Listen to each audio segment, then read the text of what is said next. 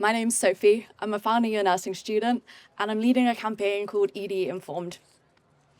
We're standing here in Parliament Square, just steps away from where decisions about our health services are made. Health services we know that are severely underfunded, understaffed, and overstretched. Services where still, in 2026, diagnostic overshadowing, stereotyping, and assumptions mean people are being overlooked and denied the support they so desperately need. People affected by eating disorders are among millions in the UK struggling with their mental health, not only fighting the illness itself, but fighting the system.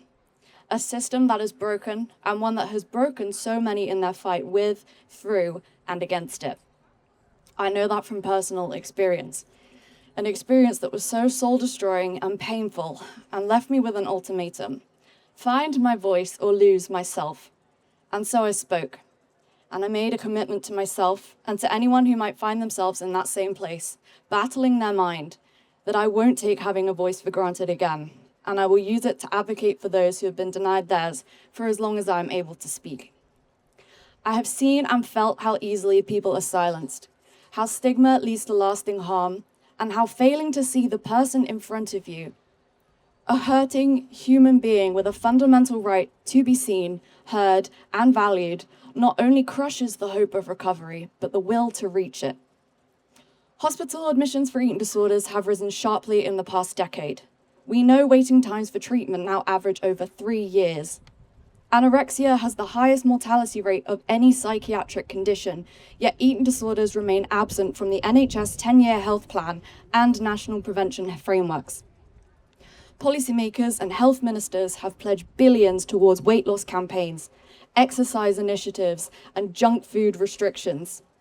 We've now seen this followed out by the rollout, promotion, and most recently, financial incentivization linked to the prescribing of GLP-1 weight loss drugs, all in a bid to transform the nation's health, which, while an important aim in itself, falls short of a genuine commitment to parity of esteem, and risk contributing to the very problem it is trying to solve.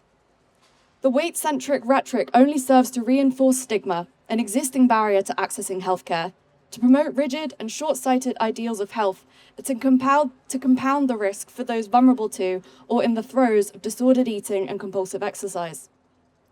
Today, diet and fitness culture dominates social media, shaping how we perceive health, achievement, productivity, and self-worth.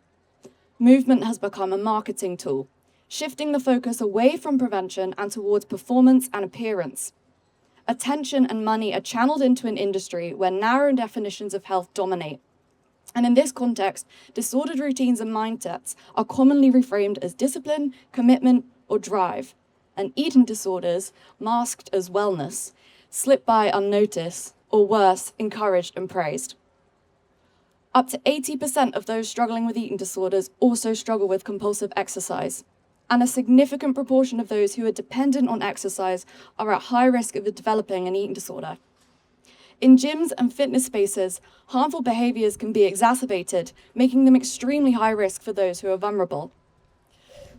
Excuse me. Despite the risk, there are currently no robust safeguards in these environments to prevent people from becoming unwell or to protect those who are already struggling and deteriorating further. People are actively slipping through the cracks. Oh my gosh. Oh gosh, let's move on. As a former national swimmer, I retired from competitive sport and first entered recreational gym and fitness spaces while in the grips of my eating disorder. It was easy to lose the joy of movement and to see exercise solely through a lens of weight, size, shape, and control. The culture and the messaging only reinforced the narrative in my brain. And I knew there was nothing to stop me from signing up to a class named after a dress size, registering for a weight loss consult, or simply spending hours on a treadmill had I wanted to. Over the years, I have met countless people who have found themselves spiraling into disorder or becoming significantly more unwell, without word from anyone, in places that deem themselves the pinnacle of health and wellness. That gap is what led to Eating Disorder Informed. ED Informed is a campaign calling for safeguarding measures in UK gyms and fitness spaces, including mandatory staff training, proper screening, and the ability and resources to signpost to support. harnessing the opportunity for these currently overlooked environments to become key sites for early intervention and prevention. It spotlights the complex relationship between eating disorders and exercise, shaped by social media, diet culture, and unrealistic body ideals, and calls for an eating disorder approach to a sector that is oversaturated with harmful messaging and quick-fix solutions. This means educating staff, helping them recognize early warning signs, and equipping and empowering them to start conversations. It's about accountability, responsibility, and upholding their duty of care, but more so shifting the culture.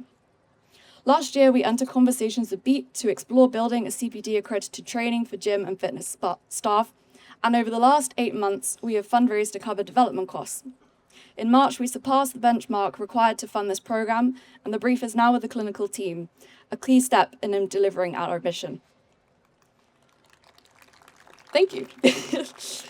And if this resonates with you, we'd love you to join us.